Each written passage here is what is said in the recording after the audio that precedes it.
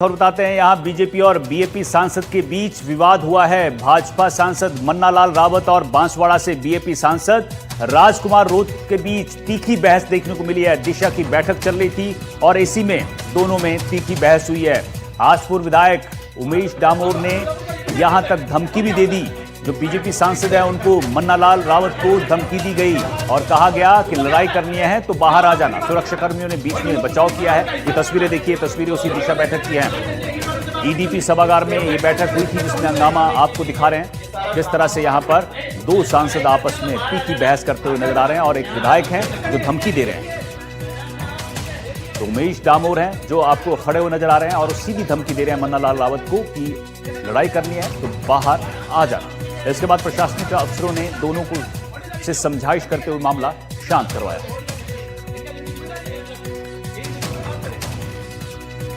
अब इस पूरे मामले पर सांसद मन्नालाल रावत ने क्या कुछ कहा है वो आपको सुनाते हैं। क्या था, बैठक शुरू हुई, राजकुमार रोत उसमें अध्यक्ष, किसकी मेहरबानी से? नरेंद्र मोदी जी के ऑर्डर की मेहरबानी से। हम उसमें सह अध्यक्ष, हम बैठक में उपस्थित। और बैठक शुरू होते होते विषय केवल राजनीतिक और टिक्का टिप्पणी पर आ गया और ओछापन पर आ गया। वो घटना क्या थी? घटना थी माननीय भजनलाल जी की सरकार ने अभी जनता की समस्याओं का निराकरण करने के लिए शिविर लगा रखे। गांव में शिविर लगते हैं, लोगों की समस्या चाहे वो मूल निवास की हो, चाहे राशन कार्ड की हो, चाहे पेंशन प्रकरण के उलझन की बात हो, चाहे कोई केवाईसी हो, ऐसे छोटी छोटी प्रॉब्लम गांव के ठेठ एकदम निकटतम पॉइंट पर पहुंचकर सरकार काम कर रही है। इसको कहेंगे सरकार गांव के संग है, लोगों के संग है। असर बहुत अच्छा किया। लेकिन राजकुमार रोत का कहना था कि ये टेंट का पैसा कहां से आ रहा है, ये हमारी जेब से खर्च हो रहा है, ये खाने का पैसा कहां से जा रहा है। मुझे लगता है इस तरह की टिप्पणियां किसी भी जिम्मेदार जनप्रतिनिधि के लिए अशोभनीय है और इस तरह की टीका टिप्पणी एक स्वच्छ लोकतंत्र के लिए भी ठीक नहीं है।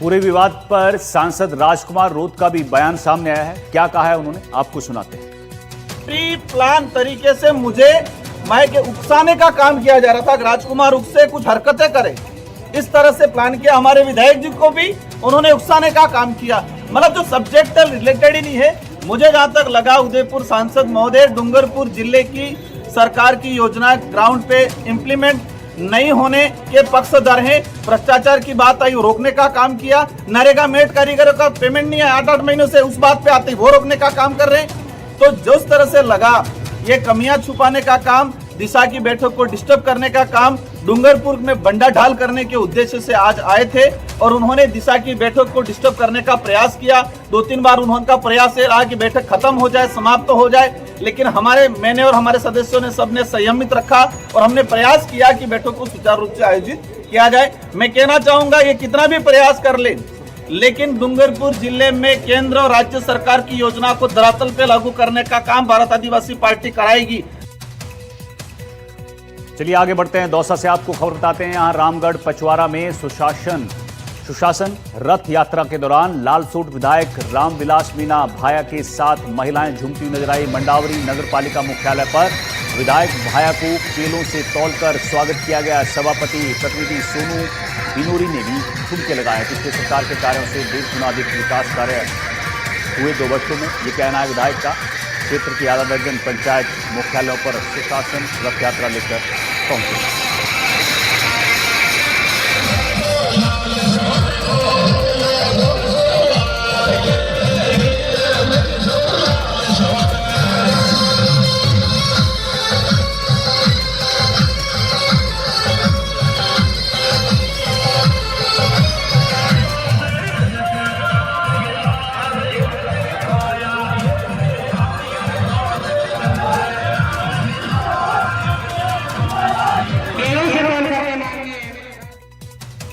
उधर बूंदी जिले के नैनवा नगर पालिका परिसर में आयोजित जन सुनवाई कार्यक्रम में भीलवाड़ा सांसद दामोदर अग्रवाल ने क्षेत्र के विकास कार्यों और आमजन की समस्याओं को लेकर विस्तार से संवाद किया। उन्होंने बताया कि पिछले 1 साल में नगर पालिका द्वारा करीब 2 करोड़ 38 लाख रुपए की लागत से 19 अहम विकास कार्य पूरे किए गए हैं, जिनमें सड़क निर्माण और पेयजल व्यवस्था को प्राथमिकता दी गई है। सांसद अग्रवाल ने कहा, चुनाव में मिले जन समर्थन के लिए क्षेत्रवासियों का आभार व्यक्त किया। उन्होंने स्वीकार किया कि पार्टी संगठन की जिम्मेदारियों के चलते बीते 1.5 सालों में क्षेत्र में अपेक्षाकृत कम स्थिति रही, लेकिन अब इस कमी को दूर करते हुए लगातार संपर्क और संवाद बढ़ाया जाएगा।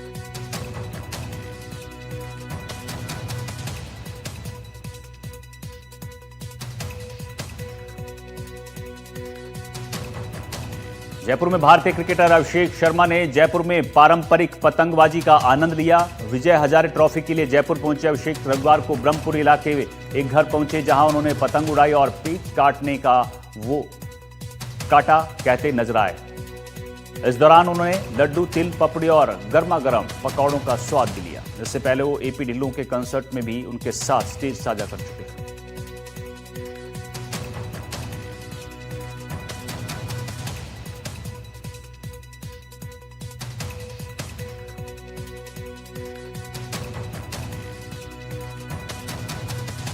तो अभिषेक शर्मा हैं, क्रिकेटर हैं, उन्होंने यहां पर आज जमकर पतंगबाजी की है जयपुर में।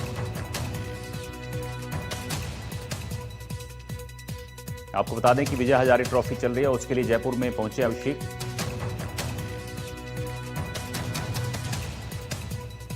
प्रदेश की भजनलाल सरकार के द्वारा वरिष्ठ नागरिकों के लिए तीर्थ यात्रा की सुविधा के लिए कई प्रयास किए जा रहे हैं। इसी कड़ी में वरिष्ठ जनों के लिए सरकार के देवस्थान विभाग की इस योजना के अनुरूप बुजुर्गों को निःशुल्क यात्राओं की सौगात देने के लिए देश के कई तीर्थ स्थलों के ट्रेन के जरिए दर्शन करवाए जा रहे हैं। लेकिन हाल ही में 20 दिसंबर को जोधपुर से रामेश्वरम के लिए निकली वरिष्ठ तीर्थ यात्रियों का दल जब शनिवार को पुनः यात्रा पूरी कर जोधपुर पहुंचा, तो सरकार की योजनाओं की तो बुजुर्ग तीर्थ यात्रियों ने तारीफ जरूर की, लेकिन उचित मॉनिटरिंग के अभाव में जिस प्रकार से राजस्थान के वरिष्ठ जनों को कहीं अव्यवस्थाओं का सामना करना पड़े, उसके लिए भी इन बुजुर्गों ने दर्द को खुलकर जाहिर किया।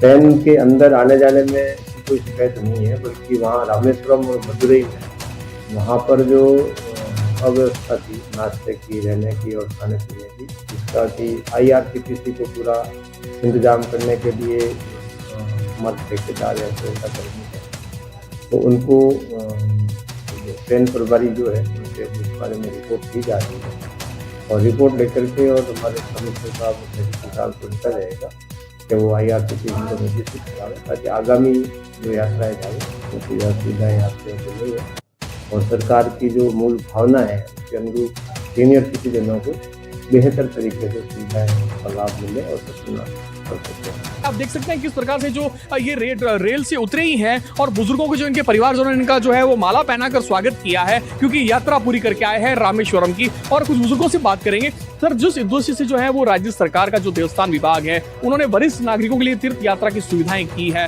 निःशुल्क तौर पर, लेकिन कह सकते हैं ऐसी भी शिकायत आई है कि कह सकते हैं बुजुर्गों के साथ में जो है वो आगे कहीं दुर्व्यवहार का शिकार होना भी है, जो उनको मजबूर होना पड़ रहा है। सर, ऐसा है, राजस्थान सरकार द्वारा जो ये वरिष्ठ जनों के लिए तीर्थ यात्रा की योजना शुरू की गई है, वास्तव में तो बहुत ही बढ़िया योजना है। करोड़ों रुपए सरकार इस पर खर्च कर रही है, लेकिन सरकार के प्रतिनिधियों का मॉनिटरिंग शायद इस पे नहीं है।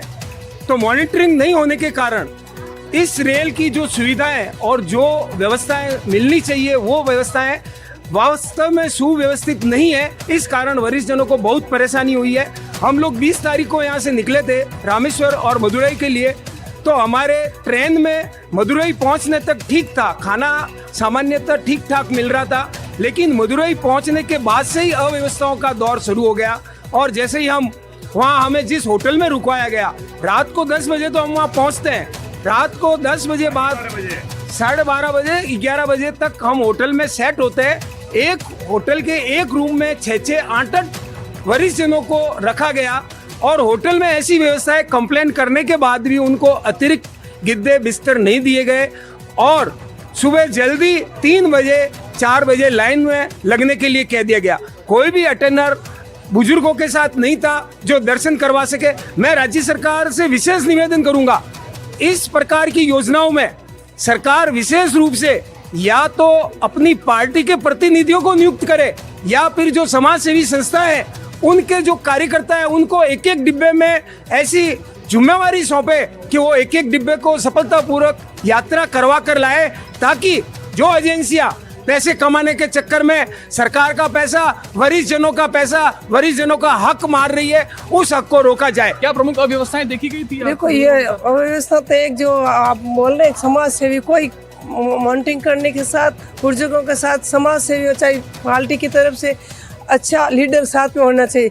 जो माताएं पीछे रह जाती, जब हम मद्रोही में गए उस टाइम कोई सुविधा नहीं थी, लॉकर की सुविधा नहीं, सामान कहाँ पे रखे, तो लोग कोई भी दर्शन नहीं कर पाए, सामान की वजह से सब सड़क पर ही खड़े रहे। प्रमुख समस्या क्या है? प्रमुख समस्या मदुरई तक तो ठीक थी, मदुरई के बाद नहीं, रामेश्वरम तक ठीक थी, लेकिन रामेश्वरम के बाद हम जितने भी वरिष्ठ जन है सबको लावारसी की तरह छोड़ दिया गया। और सबसे बड़ी खूबी मतलब इनकी गलती ये थी कि जहाँ 200 आदमी खाना खा सकते हैं वहाँ पर 1000 आदमियों का खाना डाल दिया। अगर वो भगदड़ हो जाती तो कौन जिम्मेदार होता था? तो कह सकते हैं निश्चित रूप से जो है वो ये बुजुर्ग हैं, आप देख सकते हैं बड़ी संख्या में जो है ये यात्रा करके जो है वो पूरी करके पहुंचे हैं। और विशेष तौर पर इन्होंने जो है वो शिकायत भी रेल मंत्री अश्विनी वैष्णव को भी इस संबंध में भेजी है। और कह सकते हैं इनका एक ही कहना है कि जिस प्रकार से जो राज्य सरकार के देवस्थान विभाग के द्वारा जो वरिष्ठ नागरिकों के लिए जो है वो तीर्थ यात्रा की निःशुल्क सुविधाएं जो है वो शुरू जरूर की है, लेकिन जिस प्रकार से जो मॉनिटरिंग बेहतर नहीं है, इनको जो पर्याप्त सुविधाएं वहां नहीं मिल पा रही है, उस कारण जो इन बुजुर्गों को भी जो है इस यात्रा में कई समस्याओं का जो है वो सामना करने पर भी जो है वो मजबूर होना पड़ता है। अब देखने वाली